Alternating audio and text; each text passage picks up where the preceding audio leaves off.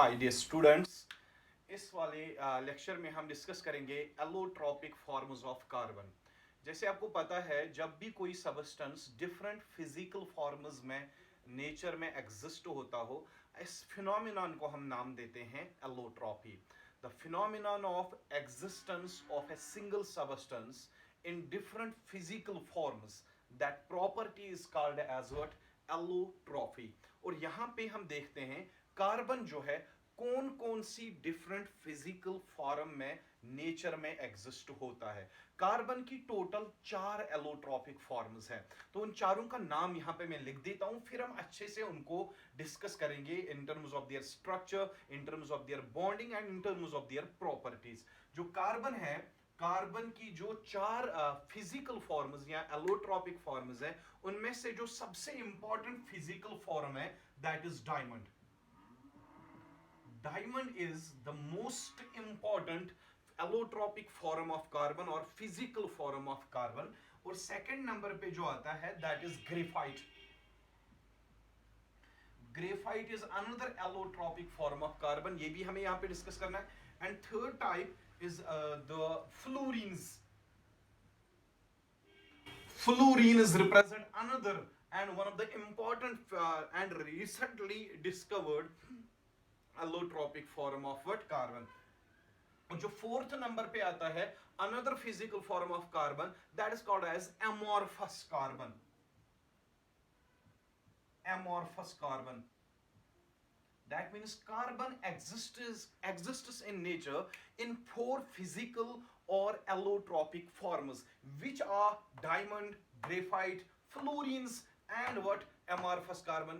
लेकिन इनमें जिससे जो रिसेंटली देखा गया है या डिस्कवर किया गया है दैट इज फ्लोरीन्स। हम अब क्या करते हैं, हम इन सारी एलोट्रोपिक फॉर्म्स ऑफ कार्बन का एक तो structure, nature of hybridization and bonding कैसे होती है, और इनमें जो वेरियस प्रॉपर्टीज जैसे इनका मेल्टिंग पॉइंट, बॉइलिंग पॉइंट, वो हम अच्छे से यहाँ पे डिस्कस कर देते हैं। लेकिन सबसे पहले हम एक काम करते हैं, मैं एक इसको रब कर देता हूँ पहले तो सबसे पहली एलोट्रोपिक फॉर्म जो है डायमंड, कार्बन की, वो क्या है? डायमंड। तो डायमंड में सबसे पहले आप याद रखोगे, ये जो डायमंड है ये बना किसका होता है? कार्बन का। कार्बन की ही फिजिकल फॉर्म है। इस डायमंड में बहुत सारे कार्बन एटम्स होते हैं, लेकिन हर किसी कार्बन एटम की हुई होती है sp3 hybridization. That means in case of diamond, first important point which you have to remember here, that every carbon atom in case of diamond is sp3 hybridizer. तो जब हर किसी कार्बन की कौन सी hybridisation है? sp3 hybridisation.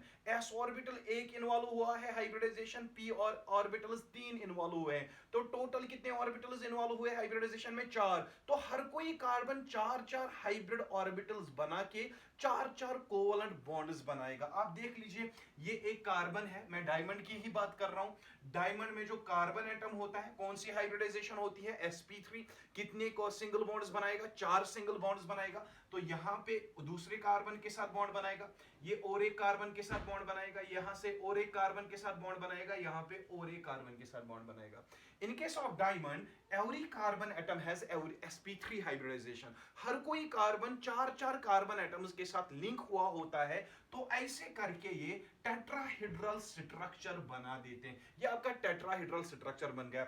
इसमें जो carbon और carbon जो बॉन्ड एंगल होता है डायमंड में, दैट इज 109.5 डिग्री। इतना बॉन्ड एंगल, हर कोई बॉन्ड एंगल होता है बराबर 109.5 डिग्री के बराबर, क्योंकि जो हाइब्रिडाइजेशन यहां पे होती है दैट इज sp3, और हर कोई कार्बन 4 कार्बन के साथ लिंक करके टेट्राहेड्रल स्ट्रक्चर बनाता है। लेकिन अब जो ये वाला कार्बन है, इसकी हाइब्रिडाइजेशन भी होगी sp3, ये भी 4 कार्बन एटम्स के साथ लिंक होगा। ये कार्बन एटम जो यहां पे होंगे, ये फर्दर लिंक होंगे फर्दर 3 कार्बन एटम्स के साथ, ये भी फर्दर लिंक होंगे फर्दर 3 कार्बन एटम्स के साथ, ये भी फर्दर लिंक होंगे फर्दर 3 कार्बन एटम्स के साथ।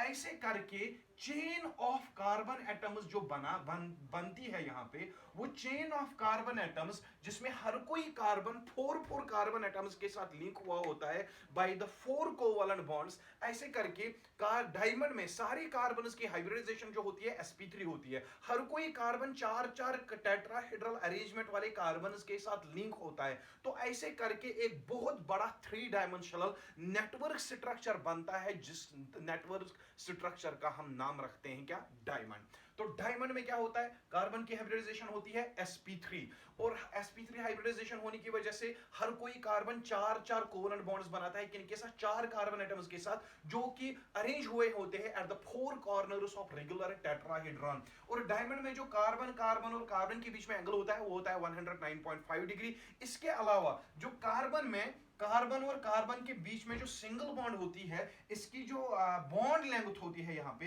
That is 1.54 एंगस्ट्रॉन्स। हर कोई कार्बन बॉन्ड डायमंड में बराबर लेंथ की होती है, बराबर बॉन्ड लेंथ की होती है, और लेंथ कितनी होती है 1.54 एंगस्ट्रॉन्स। लेकिन हर कोई कार्बन जब चार कार्बन से लिंक होगा, ये यहाँ से फिर 4 कार्बन से फिर से लिंक होगा, ये यहाँ से 4 कार्बन के साथ फिर से लिंक होगा, तो सारे कार्बन एटम 4 कार्बन के साथ जब लिंक हो गए तो high degree of catenation diamond में पाई जाती है। और इसके साथ साथ ये जो चेन ऑफ कार्बन एटम्स का ये बहुत बड़ा स्ट्रक्चर बनेगा, वो 3 डायमेंशनल स्ट्रक्चर बनेगा, और उसी 3 डायमेंशनल नेटवर्क स्ट्रक्चर का हम नाम रखते हैं फिर क्या, डायमंड। तो डायमंड में सबसे पहली बात जो आपने यहाँ पे याद रखी है, हर किसी कार्बन की हाइब्रिडाइजेशन क्या होती है sp3। हर कोई कार्बन चार कार्बन के साथ कोवलेंट बॉन्ड बनाता है, और ऐसे करके जो 3 डायमेंशनल नेटवर्क स्ट्रक्चर बनता है उसी को हम डायमंड के नाम से जानते हैं। और इसके अलावा जो बॉन्ड एंगल यहाँ पे होता है कार्बन एटम्स के बीच है, दैट इज दिस मच, और जो बॉन्ड लेंथ होती है हर किसी कार्बन और कार्बन के बीच में, दैट इज 1.54 एंगस्ट्रॉम्स। तो इसके अलावा मैं बोलता हूं, जैसे कार्बन में आपको पता है कार्बन में कितने वैलेंस इलेक्ट्रॉन्स होते हैं, 4 वैलेंस इलेक्ट्रॉन्स होते हैं। और जब 4 वैलेंस इलेक्ट्रॉन होते हैं, और यहाँ पे भी हर कोई कार्बन कितने बॉन्ड्स बनाता है, 4 बॉन्ड्स बनाता है। लेकिन इसका मतलब है हर कोई कार्बन जो है वो यहाँ पे अपने चारों वैलेंस इलेक्ट्रॉन्स को म्यूचुअली शेयर कराता है। जब चारों इलेक्ट्रॉन्स म्यूचुअली शेयर हो गए तो all the electrons are present in the form of bonds. तो यहाँ पे कोई भी इलेक्ट्रॉन फ्री नहीं रहता डायमंड के केस में। जब कोई इलेक्ट्रॉन फ्री नहीं रहता, इसका मतलब यहाँ जो ये डायमंड है एलोट्रोपिक फॉर्म ऑफ कार्बन, यहाँ पे कोई फ्री इलेक्ट्रॉन न होने की वजह से डायमंड जो होता है it is a bad conductor of electricity, ये इलेक्ट्रिसिटी कंडक्ट नहीं कर पाता। फिर से बता देता हूं, जो डायमंड है, डायमंड में हर किसी कार्बन के जो 4 वैलेंस इलेक्ट्रॉन होते हैं वो बॉन्ड फॉर्मेशन में इन्वॉल्व हुए होते हैं। कोई भी वैलेंस इलेक्ट्रॉन फ्री नहीं रहता। जब कोई भी वैलेंस इलेक्ट्रॉन फ्री नहीं रहता, ऐसे करके मूवमेंट ऑफ इलेक्ट्रॉन्स यहाँ पे पॉसिबल नहीं है, तो हम कहते हैं इसमें कोई भी इलेक्ट्रिसिटी कंडक्ट होने के चांसेस नहीं है। तो ये तो हो गया, यानी कि ये बैड कंडक्टर ऑफ इलेक्ट्रिसिटी होता है। तो इसकी वजह, और एक बात हम कह सकते हैं, हर कोई कार्बन जब 4 कार्बन एटम्स के साथ लिंक हुआ होता है बाय स्ट्रॉन्ग कोवलेंट बॉन्ड्स, इसकी वजह से जो डायमंड होता है ये बहुत ही हार्ड सबस्टेंस बनता है। 4 carbon atoms are linked to another 4 carbon atoms by strong covalent bonds, and the presence of strong covalent bonds in case of diamond gives it high strength, and this crystal of diamond becomes very hard and it becomes chemically inert. लेकिन एक चीज मैं आपको बता देता हूं, diamond can undergo burning with oxygen at 800 degree Celsius. अगर आप डायमंड को हीट करोगे with oxygen at 800 degree Celsius, then at this very high temperature it can undergo burning. Diamond की बात कर रहा हूं। और एट द सेम टाइम अगर आप ऑक्सीजन के बदले इसमें सल्फर के वेपर्स आप यूज करोगे, if you use sulphur vapours, अगर आप इसको सल्फर वेपर्स ऐड करोगे at 1000 degree Celsius, these sulfur vapors they can also break this crystal, but at this very high temperature. That means sulfur vapors can also affect diamond, but at 1000 degrees Celsius, and the burning of diamond takes place at high temperature of 800 degrees Celsius. That burning takes place in presence of oxygen. लेकिन अगर मैं oxygen भी ना add करूं, अगर मैं sulphur vapours भी ना ऐड करूं, ये क्रिस्टल बहुत ज्यादा हार्ड होता है। और नॉर्मल कंडीशंस में जो इसका मेल्टिंग पॉइंट होता है डायमंड का जो मेल्टिंग पॉइंट होता है दैट इज 600 डिग्री सेल्सियस, बहुत ही ज्यादा 3600 डिग्री सेल्सियस इसका मेल्टिंग पॉइंट होता है डायमंड का। इसका मतलब ये जो ये सॉलिड है कार्बन डायमंड का, ये जो कार्बन एटम से बना है बाय यूजिंग sp3 हाइब्रिडाइजेशन, ये क्रिस्टल बहुत ज्यादा हार्ड होता है, आसानी से ब्रेक नहीं होता। तभी जाके डायमंड जो है ये यूज होता है इन कटिंग ग्लासेस, क्योंकि सबसे हार्डेस्ट सबस्टेंस माना जाता है, और यूजुअली ये ऑर्नामेंट्स में, ज्वेलरी में यूज होता है because of its beautiful crystalline structure. ये लाइट को बहुत ज्यादा रिफ्लेक्ट कर पाता है, लेकिन हमें उसके साथ यहाँ पे है ही नहीं कैसे लाइट रिफ्लेक्ट करता है, वो चीजें हमें यहाँ पे नहीं पढ़नी है। Basically we were discussing the structure of diamond. इसमें जो डायमंड में जो कार्बन एटम्स की हाइब्रिडाइजेशन है वो है sp3, और हर कोई कार्बन चार चार बॉन्ड्स बना के अपने चारों वैलेंस इलेक्ट्रॉन्स को शेयर करता है। इसमें कोई भी फ्री इलेक्ट्रॉन मौजूद नहीं रहता। बिकॉज ऑफ दैट रीजन ये फ्री इलेक्ट्रॉन्स जब इसमें प्रेजेंट ही नहीं है, तो ये इलेक्ट्रॉनिक मूवमेंट इसमें पॉसिबल नहीं है, तो ये इलेक्ट्रिसिटी कंडक्ट नहीं करता। This was all about a diamond. Now we are going to discuss another allotropic form of carbon, that is graphite.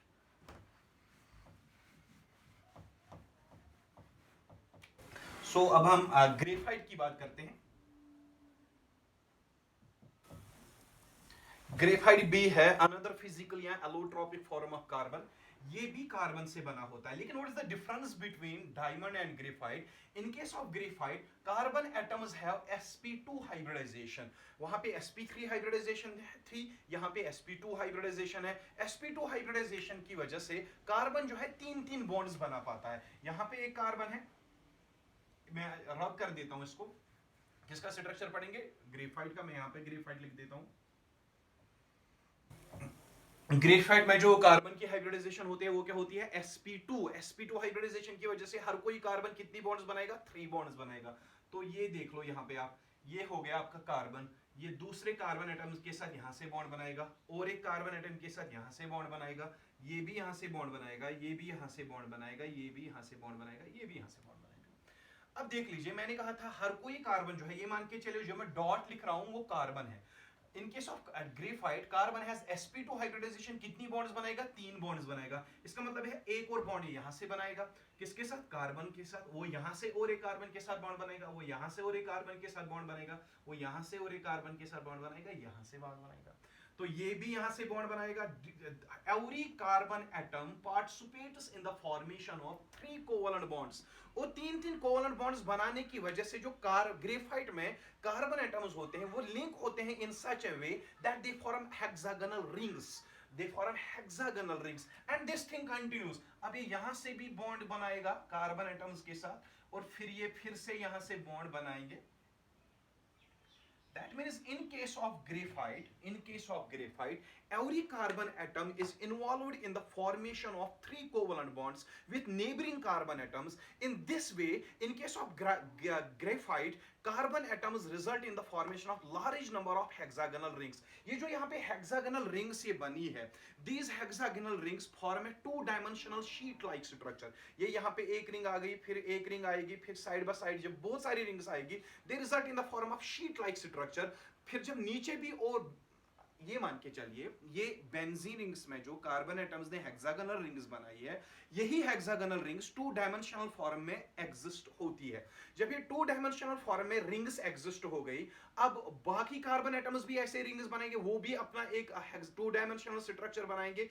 तो ये layers of hexagonal rings they get attracted to each other due to van der Waals force of attraction. Van der Waals force of attraction की वजह से ये जो hexagonal rings का 2 dimensional layers बनते हैं ग्रेफाइट में, वो आपस में क्लोज करके वान der Waals force of attraction करके आपस में चिपक जाते हैं।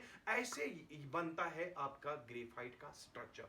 तो ग्रेफाइट में हर किसी कार्बन की हाइब्रिडाइजेशन क्या है? sp2 हाइब्रिडाइजेशन है। हर कोई कार्बन क्या बनाता है?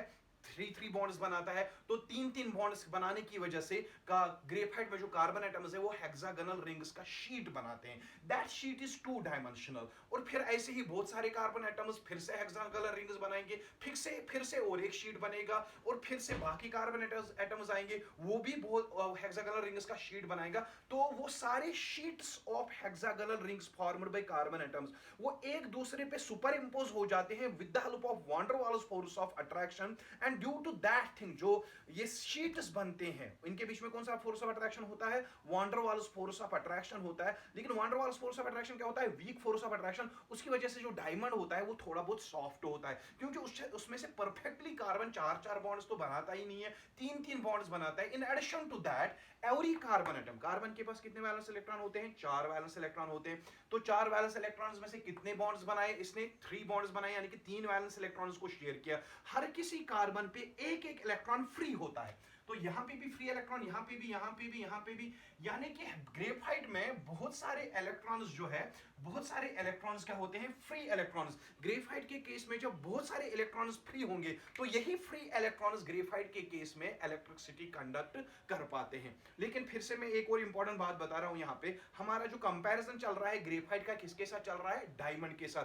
डायमंड में हर कोई कार्बन कितने बॉन्ड्स बनाता है? चार चार कोवलेंट बॉन्ड्स बनाता है। कोवलेंट बॉन्ड्स बहुत ही स्ट्रांग बॉन्ड्स होती है, इसकी वजह से डायमंड में जो मेल्टिंग पॉइंट होता है 3600 डिग्री सेल्सियस का होता है। लेकिन जो ग्रेफाइट वाला केस है, इसमें भी कार्बन और कार्बन के बीच में कोवलेंट बॉन्ड्स है, लेकिन कोवलेंट बॉन्ड्स कितने कितने हैं? तीन तीन कोवलेंट बॉन्ड बनाता है। इसकी वजह से मेल्टिंग पॉइंट में थोड़ी चेंज आ जाती है। ग्रेफाइट का जो मेल्टिंग पॉइंट होता है वो होता है 3500 degree Celsius. 100 degree Celsius less होता है किसके कंपैरिजन में? डायमंड के कंपैरिजन में। वो इसलिए है क्योंकि यहां पे जो शीट्स होते हैं, शीट्स के बीच में जो फोर्स ऑफ अट्रैक्शन होते हैं, वो फोर्स ऑफ अट्रैक्शन होते हैं weak van der Waals force of attraction. Because of that thing इसका मेल्टिंग पॉइंट जो है वो कम होता है। या ऐसे भी कह सकते हैं इनमें चार चार बॉन्ड्स नहीं बने होते हैं, तीन तीन ही बॉन्ड्स बनाई होती है कार्बन ने, तो उतनी ज्यादा क्लोज पैकिंग नहीं होगी ग्रेफाइट के क्रिस्टल में। तो इसकी वजह से इसका जो स्ट्रक्चर है थोड़ा बहुत सॉफ्ट होगा और उसका मेल्टिंग पॉइंट भी थोड़ा कम ही होगा ग्रेफाइट के कंपैरिजन, इसके डायमंड के कंपैरिजन में। तो यहाँ पे और एक बात मैं आपको बता देता हूँ, यहाँ पे हाइब्रिडाइजेशन कौन सी हुई कार्बन की? sp2, p ऑर्बिटल्स के 2 ऑर्बिटल्स इन्वॉल्व होते हैं हाइब्रिडाइजेशन में। लेकिन एक p ऑर्बिटल क्या होता है? अनहाइब्रिडाइज्ड। वो p ऑर्बिटल यहाँ पे लिख लेता हूं मैं, यहाँ पे भी एक p ऑर्बिटल होगा। यहाँ पे चांसेस है कार्बन और कार्बन के बीच में जो एक एक्स्ट्रा p ऑर्बिटल होता है हर किसी कार्बन के पास, वो साइड वाइज ओवरलैप करके पाई बॉन्ड बना सकते हैं। That means in case of graphite there is the possibility of formation of what? Pi bond. एक तो कार्बन और कार्बन के बीच में कौन सी बॉन्ड बनती है? Single bond. फिर कौन सी बॉन्ड बनती है? Pi bond. ऐसे करके कार्बन एटम्स ग्रेफाइट में बहुत क्लोज आते हैं। और जो कार्बन और कार्बन के बीच में जो बॉन्ड लेंथ होती है दैट इज 1.34 एंगस्ट्रॉन्स। ग्रेफाइट में कितनी थी? डायमंड में कितनी थी? 1.54 एंगस्ट्रॉन्स थी बॉन्ड लेंथ, लेकिन ग्रेफाइट में कितनी है? 1.34 एंगस्ट्रॉन्स। इतनी कम बॉन्ड लेंथ ग्रेफाइट में क्यों है? इसलिए क्योंकि कार्बन और कार्बन के बीच में एक तो कोवलेंट बॉन्ड यहां पे बनती है और सेकंड पाई बॉन्ड बनने की भी चांसेस है। उसकी वजह से एटम्स बहुत ज्यादा क्लोज आ जाते हैं और बॉन्ड लेंथ जो है यहां पे वो कम हो जाती है। So this was all about the graphite, another allotropic form of carbon, जिसमें हर किसी कार्बन की जो hybridization है that is sp2, and due to sp2 hybridization each carbon results in the formation of 3 covalent bonds with the neighboring 3 carbon atoms. In this way they result in the formation of large number of hexagonal rings, and those hexagonal rings lie side by side and they form two-dimensional sheets of carbon atoms, and those two-dimensional sheets they mutually superimpose on each other due to van der Waals force of attraction. That means the slipping of sheets is possible. That is why जब हम pencil से लिखते हैं, pencil में क्या होता है? Graphite. हम जब लिखते हैं तो एक लेयर ऑफ रिंग उड़ जाता है, वही आपके पेपर पे चिपक जाता है, तब जाके आप ग्रेफाइट की वजह से लिख पाते हो। जो पेंसिल, लेड पेंसिल होता है उसमें ग्रेफाइट का भी यूज होता है। तो बात कर रहे थे हम इसके इलेक्ट्रिकल कंडक्टिविटी की। यहाँ पे हर किसी कार्बन के पास एक फ्री इलेक्ट्रॉन है, ये यहाँ पे पाई बॉन्ड्स के बनने के चांसेस है। पाई बॉन्ड्स वीक होती है तो फ्री इलेक्ट्रॉन पॉसिबल है,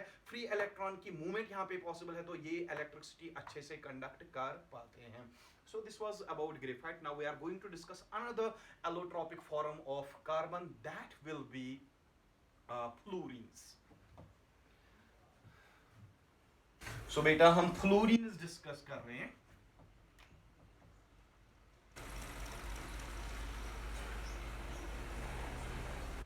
Fullerenes जो है, these were actually for the first time designed by, or we can say they were for the first time their structure was given by Buckminster. That is why they are called as Buckminster fullerenes.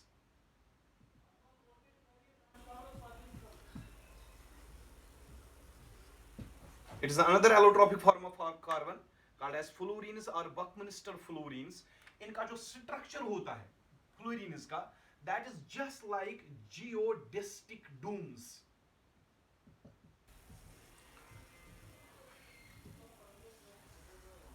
Their structure is just like geodesic domes. जैसे soccer ball होती है, जो आपने देखी है soccer ball देखी होगी, या जियोजिस्टिक डोम्स आप अच्छे से इंटरनेट पे सर्च करके देख लीजिएगा, जैसा स्ट्रक्चर जियोजिस्टिक डोम्स का होता है या सॉकर बॉल का होता है, वैसा ही स्ट्रक्चर होता है इनका फ्लोरीन्स का. लेकिन सबसे इंपॉर्टेंट बात, फ्लोरीन्स में जो कार्बन एटम्स होते हैं उनकी हाइब्रिडाइजेशन भी क्या होती है, sp2. फ्लोरीन्स और ग्रेफाइट के केस में कार्बन एटम्स की हाइब्रिडाइजेशन सेम होती है. तो इसका मतलब है फ्लोरीन्स में भी हर कोई कार्बन एटम तीन तीन कोवलेंट बॉन्ड्स बनाता होगा, लेकिन इसका स्ट्रक्चर ग्रेफाइट के स्ट्रक्चर से थोड़ा डिफरेंट है. ग्रेफाइट में हेक्सागोनल रिंग्स बनती थी, यहाँ पे hexagonal as well as pentagonal rings बनती है. हेक्सागोनल के साथ साथ यहाँ पे पेंटागोनल रिंग्स भी बनती है. तो आप यहाँ 6 मेंबर्ड रिंग्स के साथ साथ यहाँ पे 5 मेंबर्ड रिंग्स भी बनती है. अब मैं थोड़ा सा स्ट्रक्चर यहाँ पे ड्रा कर लेता हूँ. जो फ्लोरीन्स होते हैं, फ्लोरीन्स में जो इनकी फॉर्मूला है फ्लोरीन्स की, that is C2 times N. C2N. यहाँ पे जो N है, N represents number of carbon atoms. ये जो कार्बन एटम्स का नंबर है N, वो होता है या तो इक्वल टू 30 और more than 30. In case of fullerenes we are having either 30 और more than 30 carbon atoms, and those carbon atoms get linked to each other by 3 covalent bonds, and they result in the formation of buckyball like structure or soccer bar like structure, and that soccer bar like structure is called as what, fluorine. तो यहाँ पे कितने fluorines में कितने carbon होते हैं, या तो 30 कार्बन होंगे या 30 से ज्यादा कार्बन होंगे. जैसे हमारे पास बहुत ही फेमस जो फ्लोरीन्स अभी तक आइसोलेट किए गए हैं या डिस्कवर किए गए हैं, उसमें आता है एक तो C60 फ्लोरीन और C70 फ्लोरीन. जो C60 फ्लोरीन है, इसका जो स्ट्रक्चर देखा गया है, that is just like that of buckyball. It has buckyball like structure और soccer ball like structure. 60 carbon atoms link होते हैं आपस में. They form 5 membered as well as 6 membered rings. तो सबसे इंपॉर्टेंट बात यहाँ पे मैं बता देता हूँ आपको, जो C60 फ्लोरीन है, इसमें देखा गया है जब कार्बन एटम्स लिंक होते हैं, they form 26 membered rings. They form 26 membered rings, and they also form 12 5-membered rings.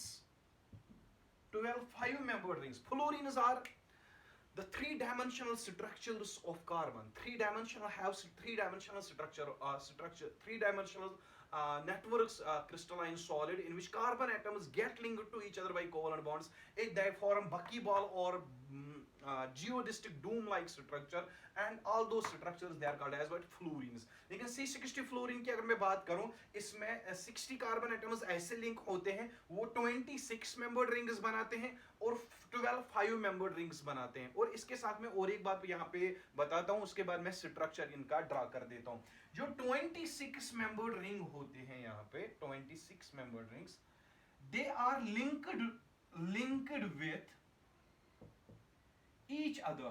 एक तो वो आपस में लिंक हुए होते हैं, 26 membered rings, they are linked with each other, and they are also linked with 5 membered rings. सबसे important point, जो 26 membered rings है, या मैं ऐसे कह सकता हूं, जो C60 फ्लोरीन में 6 membered rings होते हैं, they are linked with 6 membered rings as well as with 5 membered rings, while as the 5 membered rings जो होते हैं, they are not linked with 5 membered rings, they are only linked with 6 membered rings. तो समझ लीजिएगा 12 20 क्या है, 6 membered rings, and every 6 membered ring it can be linked with 6 membered ring itself, and it can as well be linked with 5 membered carbon atom ring. Whereas the 5 membered carbon atom rings present in fluorines, they are only linked with 6 membered rings, they are not linked with 5 membered rings. तो मैं आपको समझा देता हूँ यहाँ पे, जहां जैसे फ्लोरीन का एक स्ट्रक्चर में ड्रा करता हूं. यहाँ पे एक कार्बन है, दूसरा कार्बन है, तीसरा कार्बन है, अनदर कार्बन है, अनदर कार्बन. ऐसे करके कार्बन एटम्स आपके लिंक हो गए, इन्होंने कौन सी एक पेंटागोनल रिंग बना दी या 5 मेंबर्ड रिंग बना दी. अब यहाँ पे फ्लोरीन में sp2 हाइब्रिडाइजेशन है, हर कोई कार्बन कितनी बॉन्ड्स बनाएगा, 3 बॉन्ड्स बनाएगा. तो यहां से पॉसिबिलिटी है ये और एक बॉन्ड बनाएगा, या ये कार्बन के साथ ये भी और एक बॉन्ड बनाएगा, कार्बन के साथ ये भी बनाएगा और ये भी बनाएगा। तो इसका मतलब है यहाँ पे हेक्सागोनल रिंग बन गई। तो यहाँ पे आप देख लीजिए, ये यहाँ पे लिंक होगा, यहाँ पे लिंक होगा और यहाँ पे लिंक होगा, ऐसे लिंक होगा इसके साथ।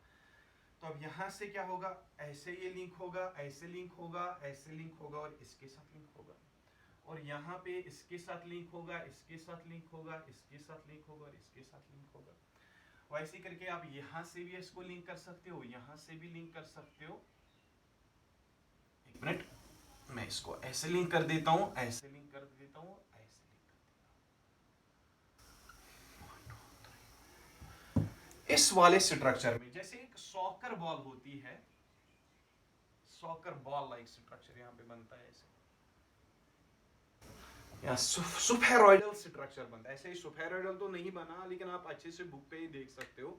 इन case of fluorines, every carbon atom gets linked with 3 other carbon atoms and it results in the formation of 2 types of rings. One is 5 membered, यहाँ पे ये 5 membered ring है जिसको मैंने कलर कर दिया है, और ये वाली रिंग जो है ये 6 membered है।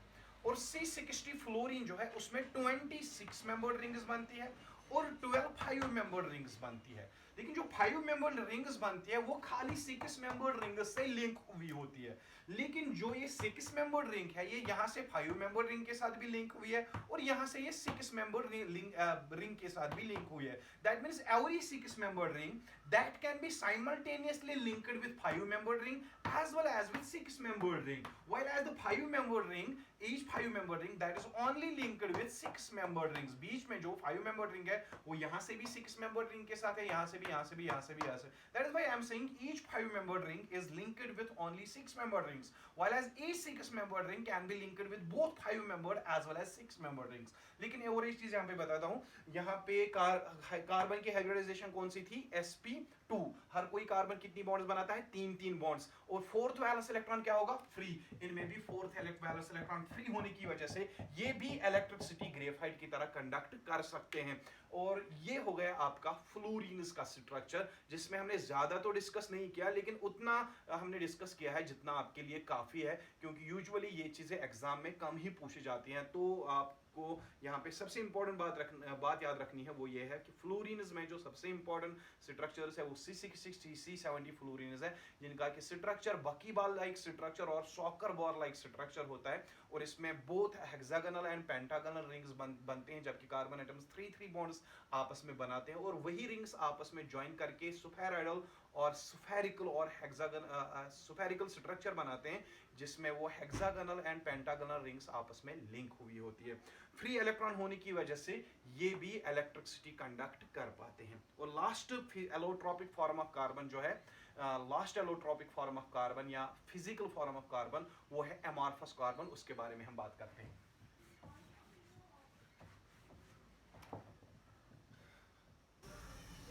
लास्ट एलोट्रोपिक फॉर्म जो कार्बन की है that is amorphous carbon. Amorphous carbon basically अगर हम बात करें, it is not any specific type of allotropic form of carbon.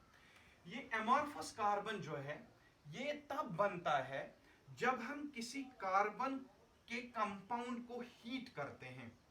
When we heat the compounds of carbon, जो वहां पे अनबर्न्ड पार्टिकल्स बनते हैं, उन्हीं अनबर्न्ड पार्टिकल्स का नाम रख देते हैं हम क्या, amorphous carbon. Basically amorphous carbon is actually the residue which is left when we burn carbon compounds. When we burn what, carbon compound, जो वहां से रेजिड्यू निकलता है या एक्स्ट्रा वो वेस्ट मटेरियल निकलता है जिसमें कार्बन कंटेंट बहुत ज्यादा होता है, उसी कार्बन कंटेंट का या रेजिड्यू का हम नाम रखते हैं क्या, एमॉर्फस कार्बन। तो एमॉर्फस कार्बन में क्या आता है, एक तो आपका कोल आता है और कोक आता है, इसमें आता है कार्बन ब्लैक, या इसमें आता है लंप ब्लैक, सूट पार्टिकल्स आ सकते हैं इसमें, या इसमें चारकोल आता है, बुलट चारकोल आएगा, बोन चारकोल आएगा, एनिमल चारकोल आएगा, सारे चारकोल्स में क्या होता है, कार्बन। या मैं ऐसे लिख सकता हूं इसमें सूट पार्टिकल्स भी आ सकते हैं। That means all the forms The unburnt particles which are obtained from burning carbon compounds, all those forms of carbon, whether coal, coke, charcoal, all these are called amorphous forms of carbon. तो ये उतने ज़्यादा important नहीं है. सबसे ज़्यादा जो important थे इसमें, इस वाले टॉपिक में, those two allotropic forms were diamond and graphite, जो कि प्रैक्टिकली बहुत ज़्यादा यूज़ होते हैं. जैसे आपको ग्रेफाइट के बारे में पता है, लेड पेंसिल बनाने के काम आता है, कार्बन इलेक्ट्रोड्स बनाने या कार्बन के आर्क्स बनाने के काम आता है. जैसे हम सेल्स पढ़ते हैं इलेक्ट्रोकेमिस्ट्री में, उसमें जो इलेक्ट्रोड्स बनते हैं उन्हीं कार्बन के इलेक्ट्रोड्स बने होते हैं. या जो हम ड्राई सेल्स यूज़ करते हैं उसमें भी कार्बन के इलेक्ट्रोड्स यूज़ होते हैं. तो हम कह सकते हैं कि सबसे ज़्यादा इंपॉर्टेंट जो एलोट्रोपिक फॉर्म्स ऑफ कार्बन में है वो है diamond and graphite. Allah Hafiz, and soon we will be coming with another lecture.